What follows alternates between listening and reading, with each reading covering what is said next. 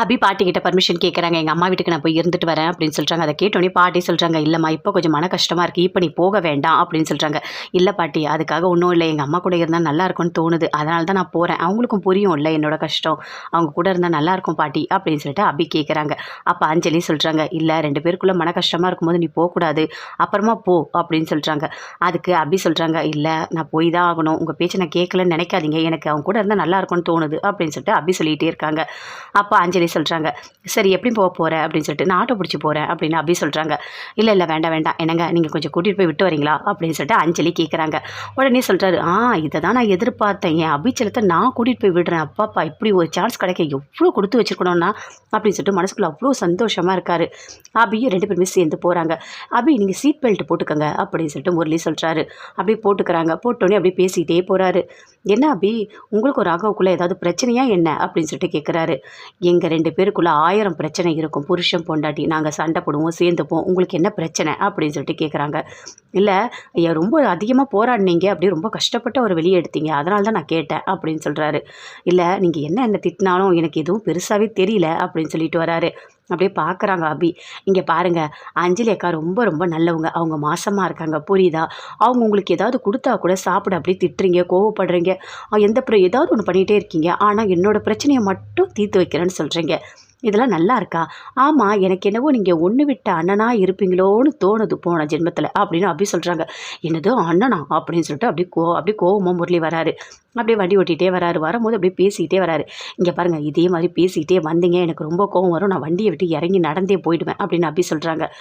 இல்லை இல்லை இல்லை, நான் எதுவுமே பேசவே இல்லை, உங்களை கூட்டிகிட்டு போய் பத்திரமா நான் விட்டுறேன் அபி அப்படின்னு சொல்லிட்டு அப்படியே போகிறாரு. போகும்போது அப்படியே யோசிக்கிறாரு, பின்னாடி உட்காந்துட்டு இருந்த உங்களை எப்படி முன்னாடி வர வச்சேன்னு பார்த்தீங்கல்ல, வண்டியை ஓட்ட முடியாமல் ஓட்டி உங்களை இடிக்க வச்சு முன்னாடி சீட்டில் உட்கார வச்சவன் நான்.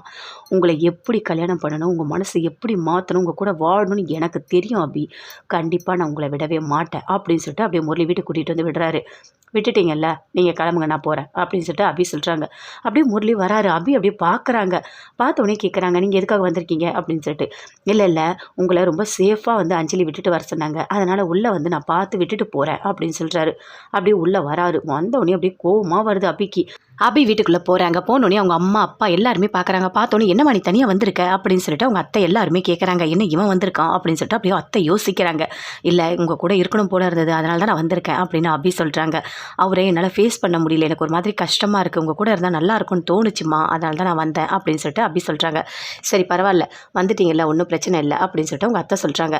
ஆமாம் நீங்கள் வந்து கிளம்புங்க, ஏன்னா வந்துட்டு உங்கள் ஒய்ஃப் வந்து மாசமாக இருக்காங்க, அவங்கள பார்த்துக்கிறதுக்கு யாருமே இல்லை, நீங்கள் கிளம்புங்க, நாங்கள் அபியை பார்த்துக்குறோம் அப்படின்னு அவங்க அத்தை சொல்கிறாங்க. முரளி அப்படி பார்க்குறாரு. இல்லை கொஞ்சம் தண்ணி தரீங்களா அப்படின்னு சொல்லிட்டு கேட்குறாரு. தண்ணி தானே, உனக்கு தானே, இரு தரேன் அப்படின்னு சொல்லிட்டு போகிறாங்க. போயிட்டு சமையல் ரூமில் பார்க்குறாங்க. இவனுக்கு தண்ணி கொடுக்கறத விட இவனுக்கு ஏதாவது ஒன்று பண்ணணும், இவன் எவ்வளோ பண்ணி நம்மளை பழி வாங்கலாம், இவனை விடக்கூடாது, என்ன பண்ணலாம் அப்படின்னு சொல்லிட்டு அவங்க அத்தை யோசிக்கிறாங்க. சரி பேதி மாத்திரையை கலந்து விட்டுறலாம், கண்டிப்பாக இவன் பாத்ரூம்லேயே கிடக்கட்டும் அப்படின்னு சொல்லிட்டு மாத்திரை ஒன்று போடுறாங்க. தண்ணியில் போட்டோன்னே யோசிக்கிறாங்க, இவனுக்கெல்லாம் ஒரு மாத்திரை பத்தாத, 2 மாத்திரை ஓகே அப்படின்னு சொல்லிட்டு 2 மாத்திரையும் அந்த தண்ணியில் கலக்கிறாங்க. கலந்து கொண்டு வந்து கொடுக்குறாங்க. குடிக்கும் போது அப்படி பார்க்குறாரு. என்ன இது ஏதோ ஒரு ஸ்மெல் வர மாதிரி இருக்குது அப்படின்னு சொல்லிட்டு முரளி சொல்கிறாரு. அதுவா, ஒன்றும் இல்லைங்க, அது மூலிகை தண்ணி, குடிங்க நல்லது தான் அப்படின்னு சொல்கிறாங்க அவங்க அத்தை. அதை குடிக்கிறாரு. குடிக்கும்போது அவங்க அத்தை அவ்வளோ சந்தோஷப்படுறாங்க. குடி நல்லா குடி, உனக்கு இதெல்லாம் வேணும் அப்படின்னு சொல்லிட்டு அங்கேருந்து போகிறாரு. சரி நான் போயிட்டு வரேன் அப்படின்னு சொல்லிட்டு வெளியே போகிறாரு. போன உடனே அப்படியே எல்லாருமே சேர்ந்து பேசுகிறாங்க.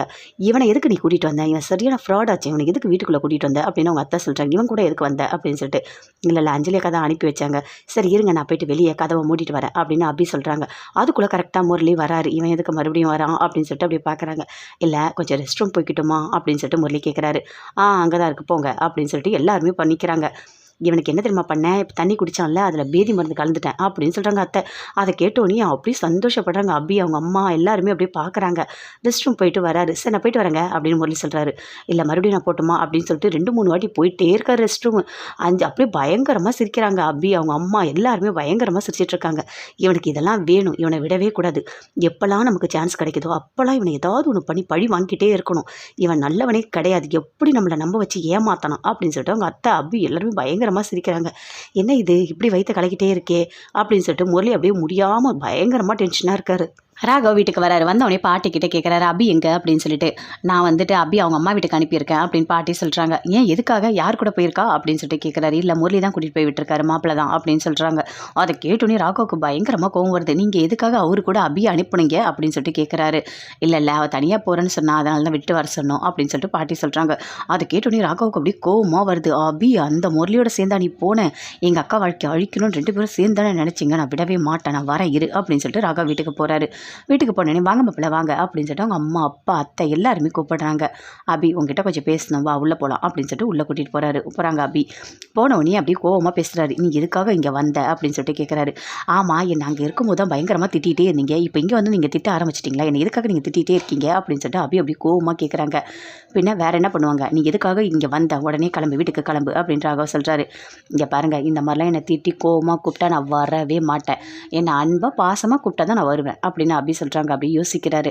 அப்படியே கிட்ட வராரு. அபி கிட்ட வந்து அப்படியே கன்னத்துல கை வச்சு அப்படியே பாசமா பேசுறாரு. "அபி இங்க பாரு, நல்லா தெரிஞ்சுக்கோ. நான் ஜெயில்ல இருக்கும் போதெல்லாம் நான் நினைச்சது என்ன தெரியுமா?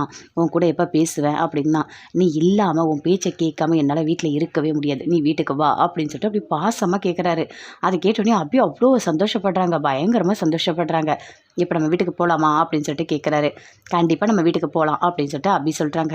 அவங்க 2 பேருமே சேர்ந்து, "சரி நான் போயிட்டு வரேன் வீட்டுக்கு" அப்படின்னு சொல்றாங்க. அதை கேட்டோடனே அவங்க அம்மா, அப்பா எல்லாருமே சொல்றாங்க, "இல்லையா அபி, இங்க இருந்துட்டு போலான்னு தானே வந்தேன். என்ன அதுக்குள்ள போறேன்னு சொல்ற?" அப்படின்னு சொல்லிட்டு. "இல்ல இருக்கலான்னு தான் நான் வந்தேன். ஆனா இவர் வந்து கூப்பிடுறாரு. அதனால நான் வீட்டுக்கு போறேம்மா" அப்படின்னு அபி சொல்றாங்க. அதை கேட்டோனே அவங்க அம்மா, அப்பா, அத்தை எல்லாருமே சொல்றாங்க, "இங்க பாருங்க மாப்பிள்ளை, நீங்க வந்துட்டீங்க. சாப்பிட்டு போங்க. நாங்க சாப்பாடு ரெடி பண்றோம்" அப்படின்னு சொல்றாங்க. "இல்ல கொஞ்சம் வேலை இருக்கு" அப்படின்னு சொல்றாரு. "இல்ல நீங்க சாப்பிட்டு தான் போகணும்" அப்படின்னு சொல்றாங்க. "என்னங்க நம்ம சாப்பிட்டே போலாம்" அப்படின்னு சொல்லிட்டு அபி சொல்றாங்க. "சரி" அப்படின்னு சொல்லிட்டு ராகவும் சொல்றாரு. நல்லா சாப்பாடுலாம் செய்கிறாங்க. செஞ்சு எல்லாமே சூப்பராக போடுறாங்க. போட்டோடனே அப்படியே சாப்பிட்றாரு. சாப்பிட்டோடனே, "சரி நாங்கள் போயிட்டு வரோம்" அப்படின்னு சொல்றாரு. "சரி பார்த்து போயிட்டு வாம்மா" அப்படின்னு சொல்றாங்க. 2 பேருமே சேர்ந்து வீட்டுக்கு போகிறாங்க. போகும்போது யோசிக்கிறாங்க அவங்க அத்தை, பாவம் அபி ரொம்ப மன கஷ்டத்தோடு தான் வந்தா இங்கே இருக்கலாம்னு சொல்லிட்டு. ஆனால் என்னன்னு தெரியலையே, மாப்பிள்ளை வந்து உடனே கூட்டிகிட்டு போகிறாரு அப்படின்னு சொல்கிறாங்க. அதை கேட்டோடனே அவங்க அம்மா சொல்கிறாங்க, "இல்ல இப்போ வந்துட்டு ஒன்றா இருந்தால் தான் நல்லாயிருக்கும். ஏன்னா வந்துட்டு பிரிஞ்சிருந்தா நல்லா இருக்காது. இதுவே பெரிய பிரச்சனையாயிடும். அதனால தான் மாப்பிள்ளை வந்து கூட்டிகிட்டு போகிறாரு" அப்படின்னு சொல்லிட்டு அவங்க அம்மாவும் சொல்கிறாங்க. ஏதோ ஒன்று, 2 பேருக்குள்ளே எந்த பிரச்சனையும் இல்லாமல் சந்தோஷமாக வாழ்ந்தா போதும் அப்படின்னு சொல்லிட்டு 2 பேருமே சேர்ந்து பேசிகிட்டு இருக்காங்க. அபியை ராகவ் கூட்டிகிட்டு போகிறாரு. "என்ன உடனே வந்து என்ன கூட்டிகிட்டு போகிறீங்க?" அப்படின்னு சொல்லிட்டு அபி கேட்குறாங்க ராகவ் கிட்ட. அதுக்கு ராகவ் அமைதியாக இருக்காரு. "என்ன எதுவுமே பேசவே மாட்டேறீங்க, எது கேட்டாலும் அமைதியாக இருக்கீங்க" அப்படின்னு சொல்லிட்டு அபி அப்படியே பேசிகிட்டே வராங்க. "இங்கே பாரு, நான் தான் உங்ககிட்ட சொல்லிட்டேன்ல, நீ பேசிக்கிட்டே வா, நான் கேட்டுகிட்டே வரேன்" அப்படின்னு ராகவ் சொல்கிறாரு. "என்ன என்னை பார்த்தா எப்படி தெரியுது உங்களுக்கு? பேசிகிட்டே இருக்க மாதிரி தெரியுதா?" அப்படின்னு சொல்லிட்டு அபி ராகவ் கிட்ட